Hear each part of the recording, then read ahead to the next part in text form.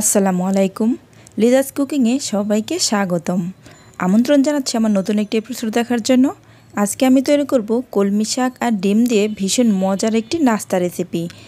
এর জন্য আমি এখানে কলমি শাক নিয়েছি আর কলমি শাকগুলো একদম কুচি কুচি করে কেটে নিয়েছি।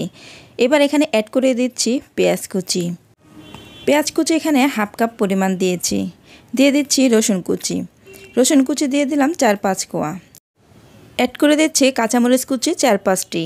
ঝালটা আপনারা আপনাদের পরিমাণ বুঝে দিয়ে দেবেন। মরিচের গুঁড়া দিয়ে দিলাম হাফ চা চামচ। হলুদের গুঁড়া দিয়ে দিচ্ছি 1/4 চা চামচ। ধনিয়ার গুঁড়া দিয়ে দিচ্ছি 1/4 চা চামচ। জিরার গুঁড়া দিয়ে দিচ্ছি হাফ চা চামচ। লবণ দিয়ে দিচ্ছি স্বাদ মতো। অ্যাড করে দিচ্ছি বেকিং পাউডার। এতে করে এই নাস্তাটা কিন্তু একদম ফুলে উঠবে। দিয়ে দিচ্ছি আদা রসুনের পেস্ট হাফ চা চামচ। এবার এখানে নিয়েছি 1 কাপ পরিমাণ বেসন।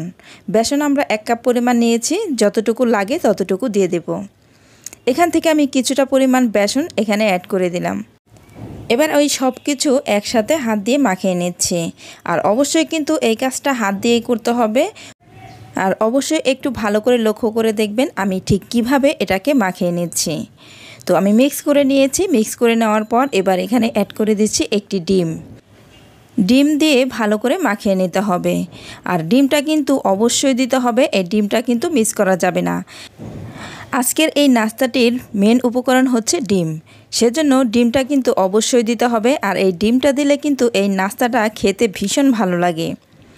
ডিমটা দিয়ে ভালো করে মিক্স করে নেওয়ার পর এই ব্যাটারটা কিন্তু একটু পাতলা হয়ে যাবে, সেজন্য আমরা এখানে আরও কিছুটা বেসন অ্যাড করে দিচ্ছি। আরও কিছুটা বেসন অ্যাড করে দিয়ে ভালো করে মাখিয়ে নেব। এখানে আমি একটি ডিম পুরোটাই দিয়েছি, সেজন্য 1 কাপ বেসন দিয়ে মাখিয়ে নেওয়ার পরও যদি আপনাদের মনে হয় আরও কিছুটা বেসন লাগবে, তাহলে কিন্তু আরও কিছুটা বেসন দিয়ে দিতে পারেন। আমার 1 কাপ পরিমাণ বেসন দিয়েই আমি এই ব্যাটারটা তৈরি করে নিয়েছি। আপনার যদি মনে হয় আরও লাগবে তাহলে আরও দিয়ে দেবেন।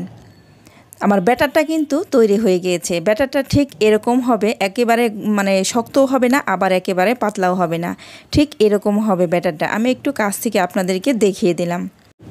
এবার আমরা নাস্তা তৈরি করে নেব। আর নাস্তা তৈরি করার আগে অবশ্যই এভাবে একটু হাতে তেল মাখিয়ে নিতে হবে। এতে করে এই ব্যাটারটা হাতে আর লেগে থাকবে না। এখান থেকে কিছুটা ব্যাটার নিয়ে এভাবে একটু হাত দিয়ে একটু গোল করে নিতে হবে। এরপর হাতের তালুতে দিয়ে 2 হাত দিয়ে একটু গোল শেপ দিয়ে নিলেই কিন্তু একটি নাস্তা তৈরি হয়ে যাবে। একটু ভালো করে লক্ষ্য করলেই বুঝতে পারবেন আমি ঠিক কিভাবে এই নাস্তাটা তৈরি করে নিচ্ছি। এই নাস্তাটা তৈরি করা কিন্তু একদম সহজ। তো তৈরি হয়ে গেল আমার একটি নাস্তা। খুব ইজিভাবে যে কেউ এই নাস্তাটি তৈরি করে নিতে পারেন। এবার এই নাস্তাটাকে আমি একটা সাইডে রেখে দিচ্ছি। আপনাদের সুবিধার জন্য আমি আরও একটি নাস্তা তৈরি করে দেখিয়ে দিচ্ছি। এখান থেকে কিছুটা ব্যাটার নিয়ে নিলাম।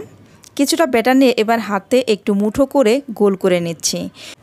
এবার হাতের তালুতে নিয়ে একটু গোল শেপ দিয়ে নিলেই একটি নাস্তা তৈরি হয়ে গেল। আজকের এই নাস্তাগুলো আমি খুব সহজ করে দেখানোর চেষ্টা করেছি। আশা করি আমার আজকের এই নাস্তাগুলো আপনাদের কাছে ভীষণ ভালো লাগবে। তো আমি আরও একটি নাস্তা তৈরি করে দেখিয়ে দিলাম। আর এই সেমভাবে আমি সবগুলো নাস্তাই তৈরি করে নেব। তো ফ্রেন্ডস, আমার সবগুলো নাস্তা তৈরি করা হয়ে গিয়েছে। এবার আপনারা যদি চান তাহলে আমার মতো এভাবে একটু ডিজাইন করে নিতে পারেন। আর যদি না চান তাহলে কিন্তু এই নাস্তাগুলো এভাবেই ভেজে নিলেও হয়ে যাবে। এবার আমি এখানে একটি গ্লাস নিয়েছি, ছোট্ট একটি গ্লাস নিয়েছি। এবার এই গ্লাসটা দিয়ে এভাবে একটু চেপে দিলেই একটি ডিজাইন তৈরি হয়ে গেল। এটা অপশনাল, এটা না দিলেও হবে, কোনো সমস্যা নেই। এমনিতেও এই নাস্তাটা দেখতে খুব সুন্দর লাগবে। এবার এই নাস্তাগুলোকে ভাজার পালা। এর জন্য চুলায় একটি প্যান বসিয়ে দিয়ে দিয়েছি রান্নার তেল। তেলটা একটু গরম হয়ে আসলেই এই নাস্তাগুলোকে দিয়ে দিতে হবে। আর অবশ্যই এই নাস্তাগুলো ভাজার সময় চুলার আঁচটা একদম লোতে রাখতে হবে। আর চুলার আঁচটা লোতে রেখেই কিন্তু এই নাস্তাগুলোকে ভেজে নিতে হবে। এবার একটি প্যাচুলা দিয়ে এভাবে একটু তেলটাকে উপর দিয়ে দিচ্ছি। এতে করে নাস্তাটা 2 পাশেই এক সমানভাবে ভাজা হয়ে যাবে। এক পাশ কিছুক্ষণ ভেজে নেওয়ার পর অপর পাশটাকে উল্টে দিতে হবে। তো ফ্রেন্ডস, যারা এই পর্যন্ত আমার ভিডিওটি দেখছেন অথচ লাইক দেন নাই তারা প্লিজ একটি লাইক দিয়ে দেবেন। আর যারা এখনও আমার চ্যানেলটি সাবস্ক্রাইব করেন নাই তারা প্লিজ আমার চ্যানেলটি সাবস্ক্রাইব করে দেবেন। ফ্রেন্ডস, এই নাস্তাগুলো কিন্তু একটু সময় নিয়ে ভেজে নিতে হবে। এই নাস্তাগুলো ঝটপট মেহমান আপ্যায়নে, বিকেলের নাস্তায় কিংবা বাচ্চাদের টিফিনেও কিন্তু এই নাস্তাগুলো দিয়ে দিতে পারেন।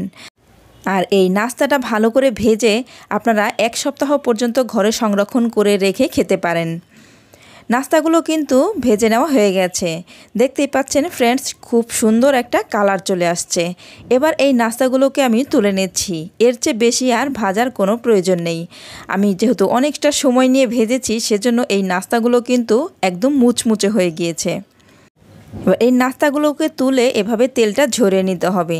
তেলটা ঝরিয়ে নেওয়ার পর একটি টিস্যুর উপরে এই নাস্তাগুলোকে তুলে নিতে হবে। এই নাস্তার গায়ে যদি কোনো তেল থাকে তাহলে কিন্তু টিস্যুতে শুষে নিয়ে যাবে। তো আমি সবগুলো নাস্তাই তুলে নিয়েছি আর সেমভাবে আমি সবগুলো নাস্তাই ভেজে নিচ্ছি। তো ফ্রেন্ডস, আমি একটু কাছ থেকে দেখিয়ে দিচ্ছি আমার নাস্তাগুলোর কালারটা ঠিক কেমন এসেছে।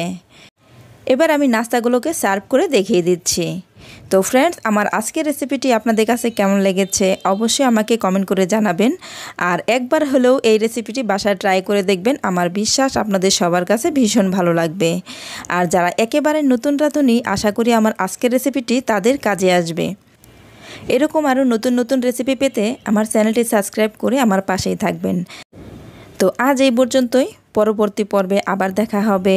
সবাই ভালো থাকবেন, আমার পাশে থাকবেন, আমাকে সাপোর্ট করবেন।